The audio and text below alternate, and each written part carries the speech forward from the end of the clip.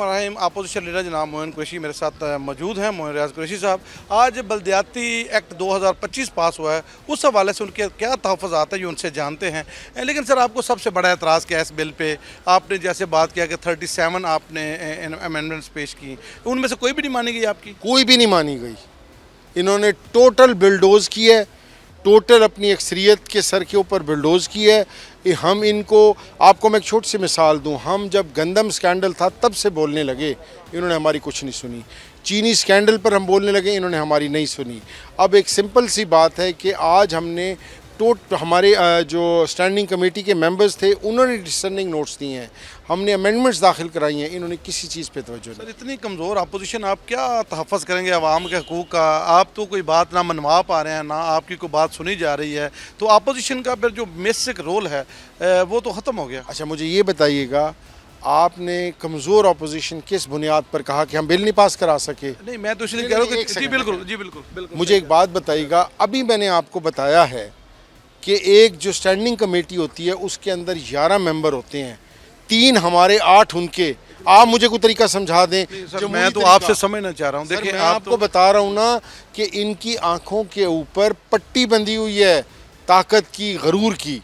ये कोई चीज़ खुद तो कर नहीं सकते, किसी समझने के लिए भी तैयार नहीं है। लेकिन अपोजिशन तो बड़ी स्ट्रांग होती है, उसका बड़ा किरदार होता है, बड़ा रोल होता है, वो हुकूमत की सर, एक मतलब। बात तो बताइएगा, 90 हमारे बंदे हैं इस टाइम, 6 हमारे डिस्क्वालीफाई हो गए, 98 या 99 बंदे हैं, उनके 200 कुछ बंदे हैं।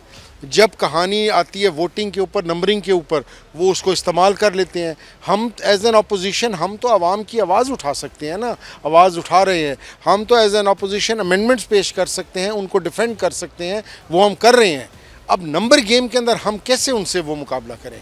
तो फिर क्या हल है इसका? फिर आप इसका हल सिर्फ ये है कि एक मुहावरा है इंग्लिश का, एब्सोल्यूट पावर करप्ट्स एब्सोल्यूटली। इनको एब्सोल्यूट पावर मिली हुई है, ये करप्शन की आखिर पर हैं, मेंटली भी, गरूर की करप्शन, हर तरीके से आवाम खुद उठ खड़ी होगी। अब ये बताएं कि ये जो इन्होंने कल रात को 280 बंदा मारा है, उसकी कोई जस्टिफिकेशन है?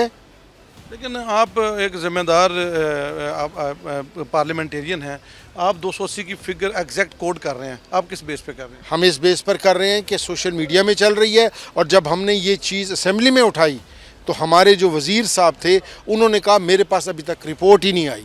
अब जिस हुकूमत का हालत ये, उनके पास रिपोर्ट ये भी ना आई हो, उन्होंने ठीक क्या करना है? सर, माजरत के साथ ये जो फिगर आप दे रहे हैं, ये तो टीएलपी भी कंफर्म नहीं कर रही। नहीं, मैं तो सोशल मीडिया की आपको बता रहा हूँ। सर, आपको तो सोशल मीडिया पे बिलीव नहीं करना चलिए चाहिए। भाई, मुझे एक बात तो बताएं, एक सेकंड।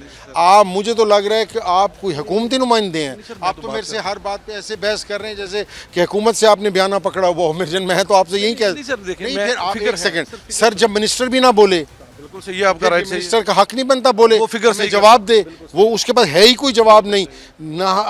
देना सर जनाब वो सर बैठा है, कोई इशू नहीं सर, आप बनाएं।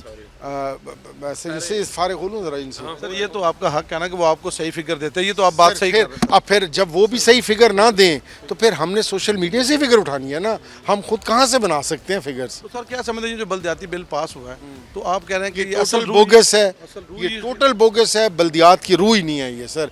बल्दियात की रूह है ग्रास रूट लेवल तक आवाम को मजबूत करना, ताकत, पावर्स उनको एहसास होगा इस बात का?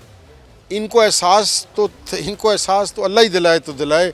हम तो भाई इनको कह कह कर थक गए हैं। थैंक यू सो मच, बहुत शुक्रिया जी। बल्दियाती एक्ट 2025 आज पास हो, उस हवाले से अपोजिशन लीडर जनाब मोइन रियाज कुरैशी हमारे साथ थे। आपने उनकी गुफ्तगू सुनी और राय भी आप ज़रूर दीजिएगा। इजाज़त दीजिए राना कामरान सफदर को। अल्लाह हाफिज़।